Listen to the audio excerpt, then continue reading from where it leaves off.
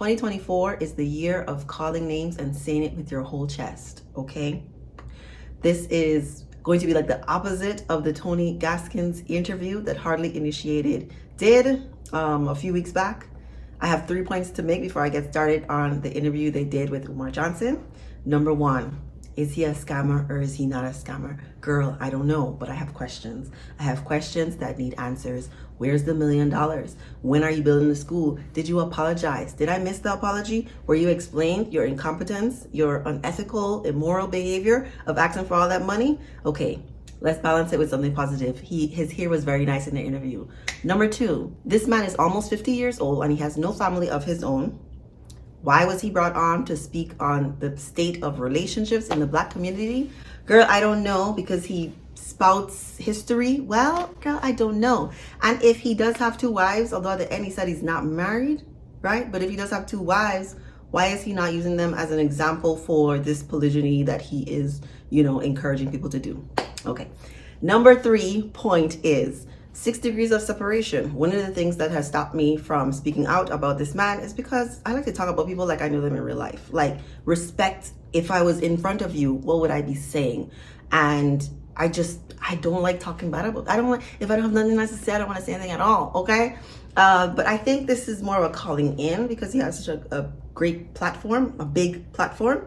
And my aim is not to be disrespectful with what I'm sharing, but I do want to hold our leaders accountable and encourage you to be more knowledgeable and informed and use discernment when you are listening to people who are great orators speak. So Umar Johnson went on one of the tours to Ghana with my healer. I've talked about my healer on my channel before. I've done a video with her. She is still doing the tours over in Ghana. I don't know if he used that tour that he, paid for. I'm hoping he paid for it as information for leading his own tours. But at the end of the interview, he also shared that he is taking people to Africa. I think 2 or 3 different countries. Do with that what you will. Let me know if you have any questions in the comments. Let's get started. Welcome to my channel. My name is Dr. Sharice. You can Google me and you will easily find my credentials. So Tysean started this interview explaining how Umar Johnson is one of the most qualified to speak on this. I don't know where he got that from. Overall, I enjoyed Tysean's questions for Umar. There was poor follow-up. These are not journalists. And I thought it was interesting that his co-host, right, didn't really say much of nothing. I would argue that not everyone is cynical about relationships in the Black community. I think there is a very loud minority of people talking about how much they hate each other, right? Black men and Black women online shouting at each other about how much they hate each other. I don't have a statistic on what this reflects in real time, like in real people, because there are still Black couples getting together. There are still Black folks getting married, having children, being happy. So I'm not sure that's so representative. I think everyone across the world is exploring what does it mean to be in a modern relationship? What does it mean for women to partner with men that they don't literally need for safety and security? What does it look like for men in this new age to be in partnership with a woman? How are we complementing each other? I think everyone is having that conversation right now. Umar Johnson during the interview, does his typical going down the history of slavery and how it wasn't slavery that impacted Black families, but not until the 1970s. I mean, I would argue that slavery is a direct result of what we're seeing now. But one of the things I say, because in a lot of his framing, I don't want to say it's anti-white, but it's like, it is, it's very divisive. How about that? And in this day and age, as a Caribbean American woman, okay, I wasn't born in the States and my ideology is very much a lot like Caribbean minded, African minded from the continent folks. You can continue being mad at white people, blaming white people for all your problems. From history, I can tell you, we didn't get where we are by trying to beg white people to be nice to us. We built our own things. We worked hard. We solved our own community's problems instead of waiting for the white man to do what's right. That's my perspective on the white stuff, especially when there are so many white people practicing anti-racism and actually doing the work to learn how not to be racist. I don't understand his stick about white people. I don't really get it. Mr. Umar made a point about trauma, and this is where I think it starts getting sticky, because he mixes truths with lies, and whether he believes all the things he says, I don't know. But a lot of times there are things he says that aren't true, right? And is it a miscommunication? He does it all the time. So one of the things he said about trauma was that people who've been traumatized use sex to cope, right? He made it sound like a generalization about like everyone who's been traumatized uses sex to cope. That I imagine that's not what he really meant, but that's what he said. There are lots of different ways that people cope, and sex is not always part of it. It's why you have so many people in prison for violence. It's why you have so many homeless people. It's why you have so many people addicted to drugs. There are lots and lots of different ways that people cope after they've been traumatized. And I also like to explain to people that the maladaptive, or the negative things people do to cope, is not necessarily a direct result of the trauma they've experienced, because almost all of us have experienced something that's traumatizing, has experienced something that would impact us negatively. The vast majority of people end up doing okay, right? They don't end up having these, coping strategies like he was discussing. Women who are addicted to relationships and can't be alone, and so they just move from man to man. Not a lie, right? It's not a lie. I talk often about women who love too much on my channel, the book that changed my life, because I was in an abusive relationship. Not everyone who experiences trauma is going to have a response like that. Some people end up overeating. Some people end up being workaholics. There's lots of different ways to express the experience of trauma, but not everyone who's been traumatized becomes, this person who has all these negative ways of coping with other people. One of the points that he did make that I totally agree with is spirituality and solitude kind of go hand in hand. And one of the things I strongly recommend with my clients is having alone time, like having time when you're not doing anything, limiting your distractions and figuring out what is it that you're using to cope, and then taking a fast from them, because all the memories, all the thoughts, all the feelings will bubble to the surface. And I was thinking, this man is probably really good coach. Like, he's probably really good with clients, but when he's just talking, he sounds like a fanatic. Like, I'm just like, you sound not like a charlatan, but you sound like a scammer. You sound like you're slick with the words. You sound very charismatic. I think he's such a hard person to trust, not just because of the way he carries himself, but because of the literal things that he's done with no explanation. And in terms of relationships with Black men and Black women, he doesn't see any resolution coming soon. It's an opinion. I don't necessarily disagree with that opinion. Another point he was making was about the power dynamic that goes on between Black men and Black women, particularly when Black women are the breadwinners in the home. He was talking about European standards of power and how the person with the most money is the one that makes all the rules and ends up being more like a dictator in the relationship. I think what he was trying to get at was capitalism in America, and how in this individualistic culture, Black people at one time were practicing more collectivistic beliefs.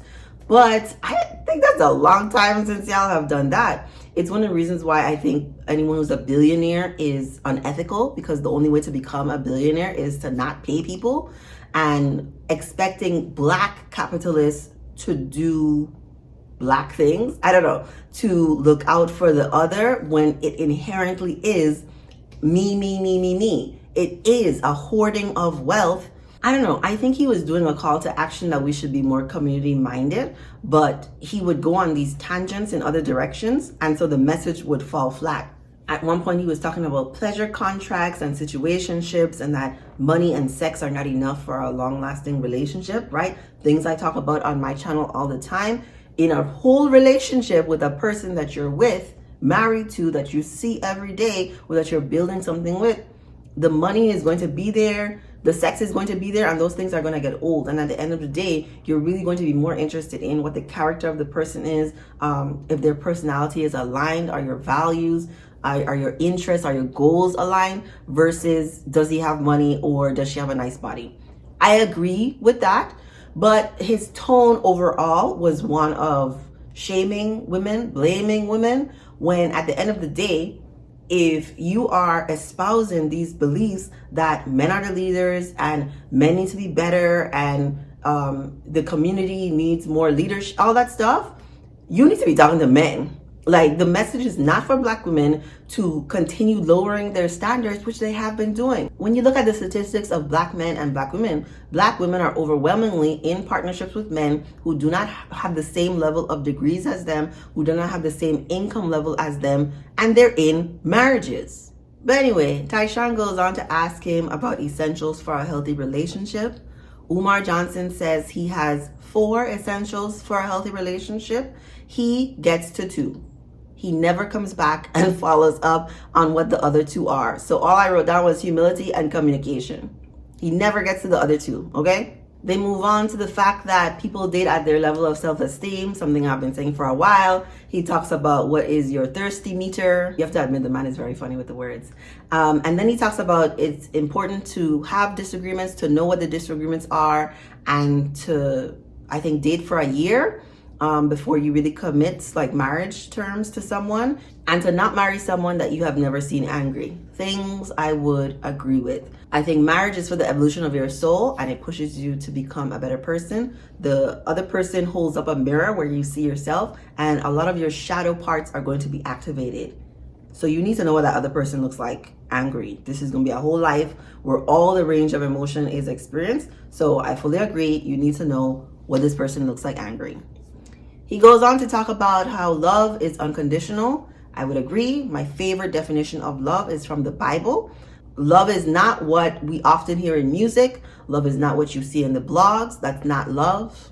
I think he did a good job explaining that. A lot of people, I think, say love is not conditional. And then Tysean followed up with a question about, being a man and having, wanting to be a provider and a protector. And I would agree that the gender role is separate from the love. I can have an expectation for you to be the head of the household, the leader, the one with the vision that I help you execute, and still love you unconditionally, right? Hold you accountable for the things that you said you're going to do for our family, even though I love you. Like, I'm here for you. I love you. My goal is to always uplift you, and not any of that stuff that you see with your favorite celebrity couple lying and cheating and all those things. Anyone who acts in those ways is not practicing love. At that moment, love has left the chat. Umar encouraged people to live together before they get married and have children, right? That living together should come first, then get married, and then have children. I'm telling you now, I'm not living with no man that I'm not married to.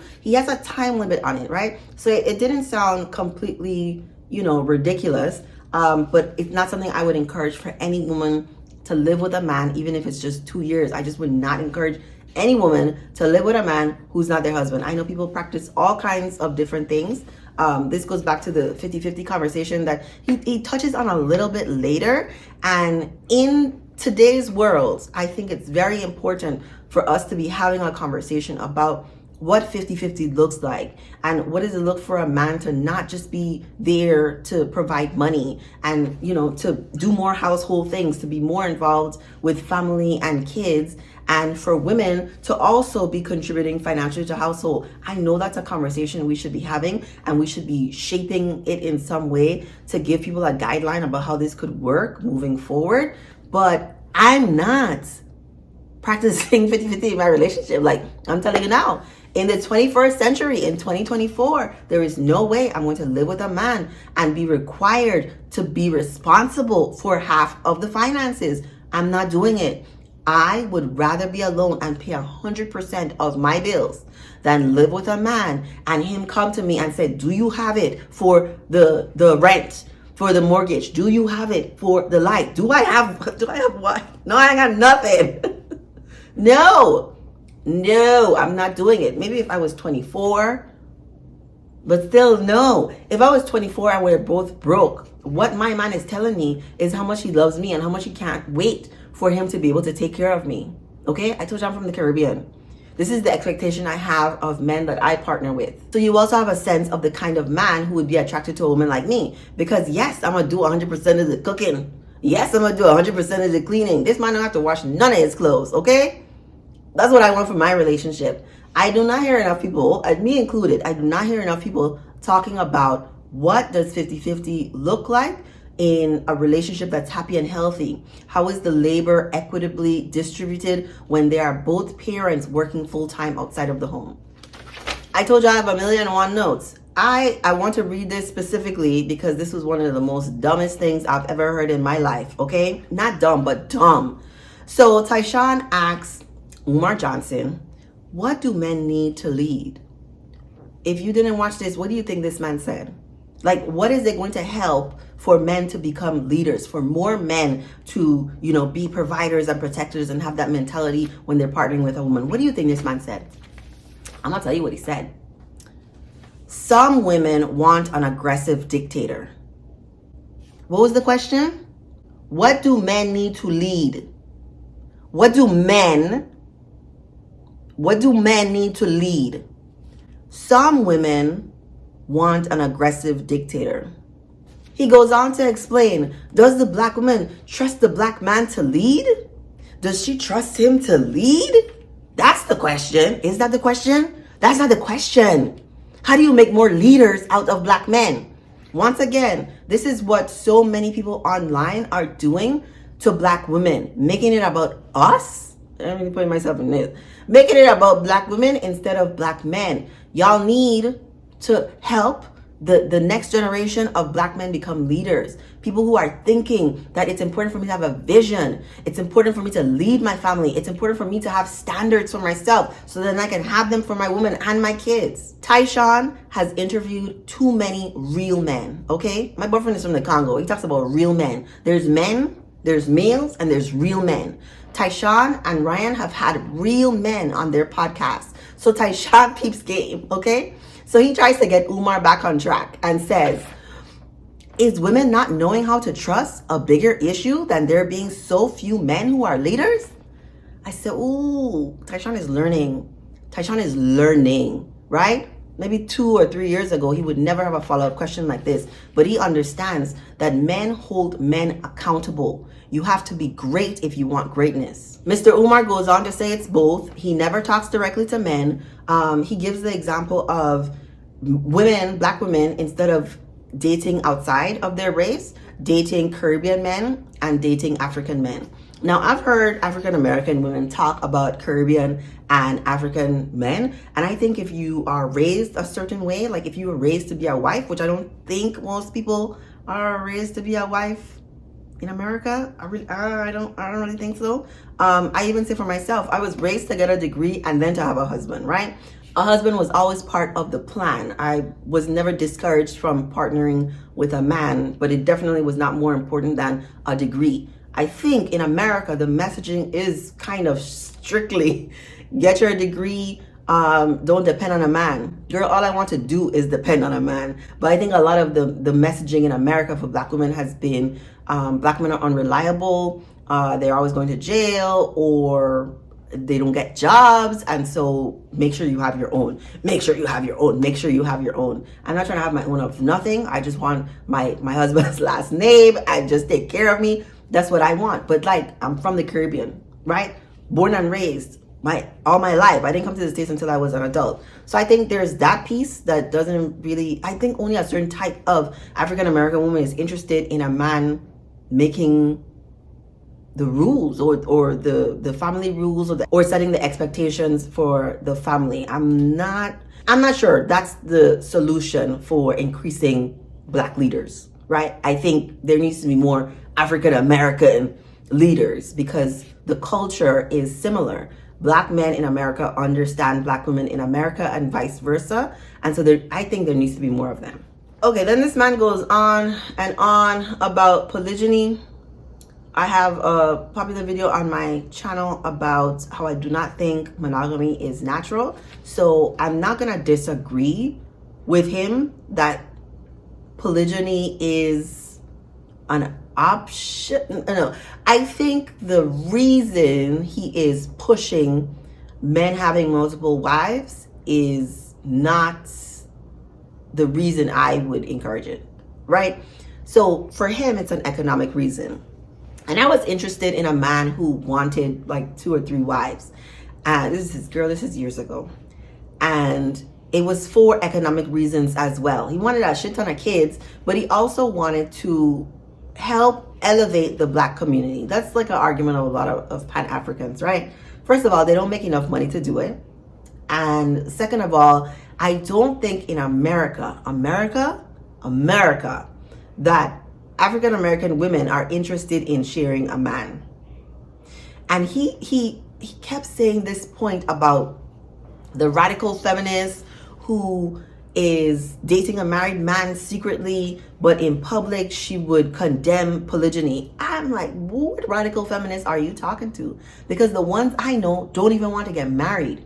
Okay? They have little boyfriends. They're not trying to build nothing with no man. They just want to build with themselves and have a man as like a fun thing.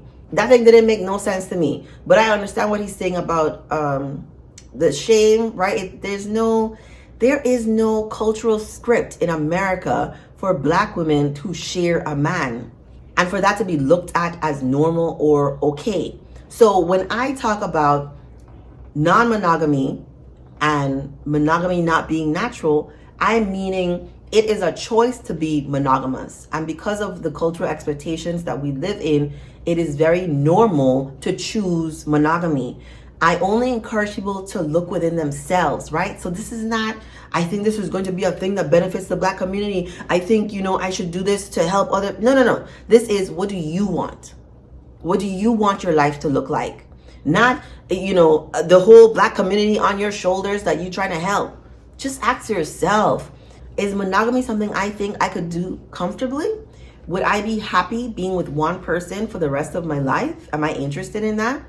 Or do I think my life would be better and more fulfilling if I had multiple partners for men and women? Because see, he would talk about, wanting 2 wives and his woman have to be okay with that, but he don't want his woman to have another man.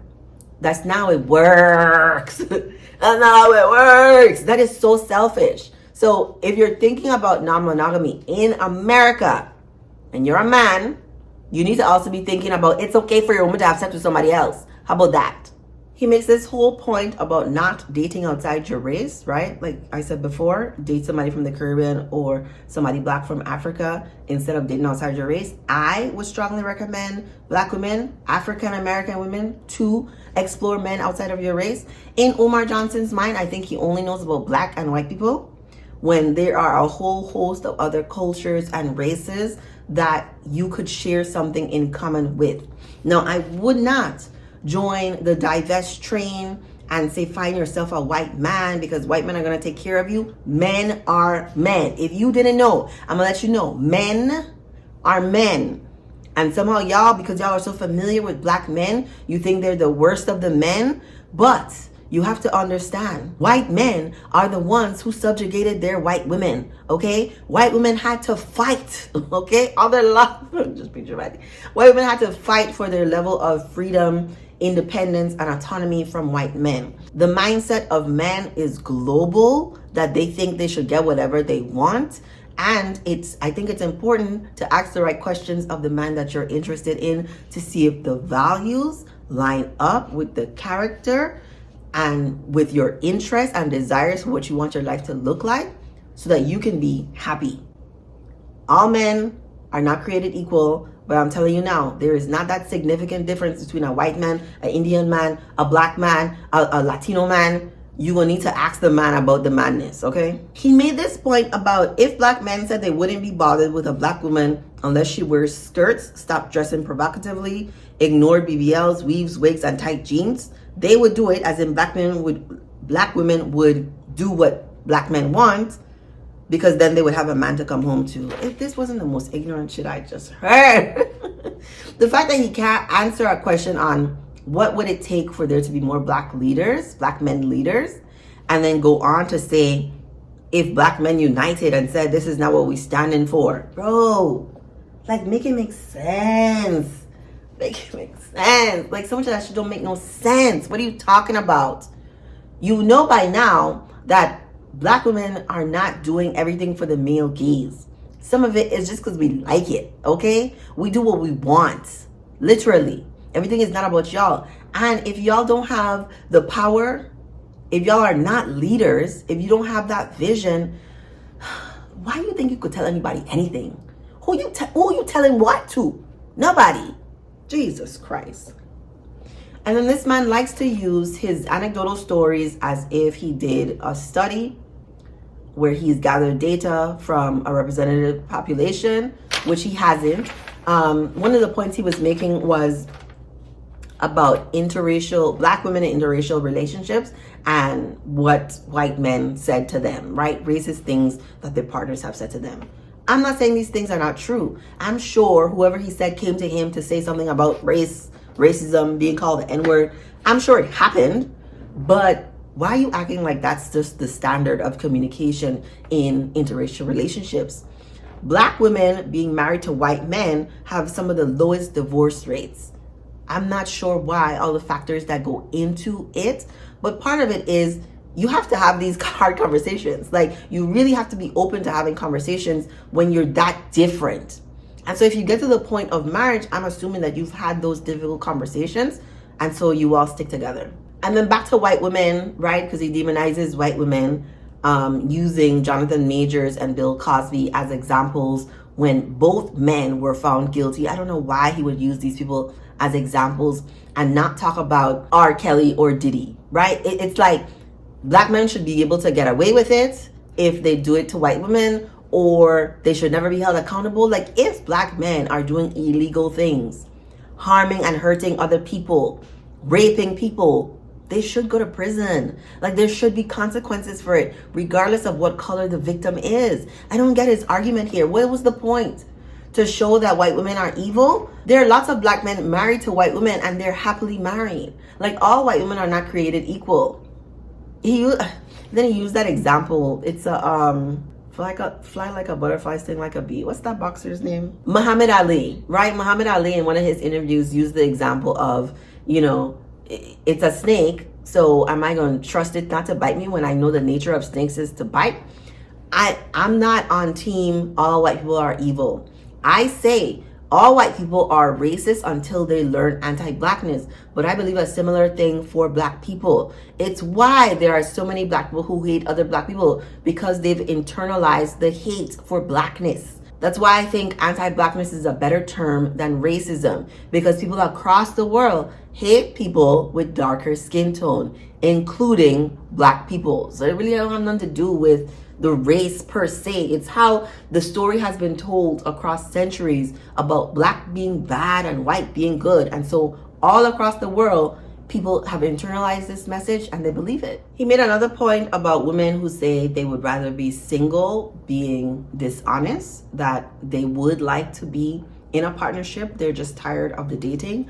I think he had a point here, but I don't think he gave room for women who are happily single, right? I don't think everybody wants a relationship. I do think most people in general will be partnered or desire partnership because we are social creatures and it's one of the ways our souls evolve. But I'm not gonna discount that you can live a very happy life single. I've been single. I'm not single now. I'm unmarried, right? But I was very happy when I didn't have no man. I was happy. I was living my best life. I'm still living my best life. You don't understand. But the idea that women who are single must be miserable, I don't agree with. To me, it follows the trend that we should worship marriage and that people who are partnered are better than people who are not, or happier than, and that's just not the case. He said the black church is parasitic and exploitative. I do have problems with him being so general, but it's not exactly a lie. It's just not exactly a lie. I think mega churches are the opposite of what God would want, of what Christianity stands for. And the fact that we don't have like an association with TD Jakes and more people gaining wealth. Like we don't have an association with Creflo Dollar and more people getting out of poverty, more people being happier. Like there's no association with that. They are associated with standing on the pulpit and getting money. That's all I know them for. I don't know what else TD Jakes has done for a large group of people, black people. I'm not sure. And I do think it would be part of the Black church's responsibility to give. Literally what Jesus stands for, like helping people out of their difficult situations. I don't see them doing that. It's part of why I don't go to church. I love God, fully believe in God. Jesus is the homie. The Black church, I don't know what they're doing. If you're going to one where, you know, he talked about if they make $250,000 or less. I'm not counting these churches' pockets. I don't know where that information is to look for in all the churches. If you're going to a church that is community-based, there's a lot of things for the community to give back. I think that's great. But the ones that are breaking in multi-millions of dollars a year, I'm not sure they're doing that at the level that they should be, considering how much money they're bringing in. He said something that I would consider to be dangerous, that migrants are in America to take Black Americans' job. That really sounds like the far right talking point of why we should be xenophobic, which I don't agree with. Girl, I'm from the Caribbean, okay? And even though I was born a U.S. citizen, I came here to become a psychologist. Girl, I didn't take nobody's job, okay? There's not enough Black psychologists. So migrants in America, I think they're taking the jobs nobody wants. Nobody wants the jobs that they're doing.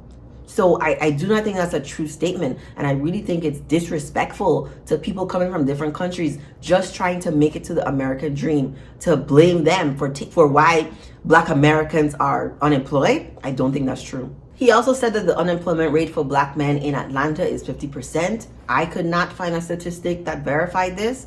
What I could find was that for all Black people in Atlanta, the unemployment rate is 24%, which is extremely high. It is, what is 24 or 50%? It is extremely high, and it's what I've been trying to reflect about Atlanta. Atlanta is not the Black Mecca that people thought it would be. I don't know what's going on here, that the unemployment rate is so high. I know, like a lot of other places, gentrification happened, and a lot of Black people who lived in the inner cities have been pushed out. Housing rates have increased, and so they cannot afford it. I don't know. This is a question for economists to solve. This is something I think for the government to help. One of his solutions was entrepreneurship. As a full-time business owner, I don't know.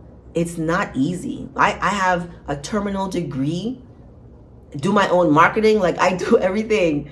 I don't know. I think entrepreneurship is for people who are drawn to solving problems in the community, and it's not just a solution for not being able to get a job, because being your own boss is harder than working for somebody and getting a W-2. So I wouldn't just throw out there. I would say, sure, find funding for people with the grand ideas, really push and encourage our kids to want more and to think of, creating solutions for problems that they see, and, follow their passion and all that stuff. But if that's not an inclination that you're having yourself, like, oh my gosh, I think I want to be my own boss, I think this is the way I will flourish, I would say, girl, don't do it. Don't do it. And if you do it, one of the ways they recommend it is until your business covers what you would make from your job, don't leave your job. Now, if you don't have a job, I don't know what to tell you. One of the strategies is going back to school. I'm not a career coach. I would encourage you to find one of those if you don't have a job, to get the income that you would like to live the lifestyle that you want. And then one of the last points that he repeated a few times was something I rarely hear Black men say, in citing the statistics on Black men who kill Black women. Now, domestic violence is a problem across races. In the Black community, of course, there are disproportionate rates because of the trauma level and the poverty that's experienced. So it's a real problem. Like, literally, it's a real problem. And not just with Black men and Black women, even in same-sex partnerships as well, domestic violence is a big issue. I thought it was very important that he shared that. It's one of the things I think Kevin Samuels denied constantly, that there was this big issue with domestic violence, when it's always been an issue. No, it's not 50% of people in relationships, but it's a big issue. And then more acknowledgement for Tysean and his growth, because he asked Umar, what is your advice for when a woman should introduce her kids to the person that she's dating? And he didn't answer the question. He answered the question, but it wasn't a real answer. He says, when you feel like you know them. What does that mean? When you feel like.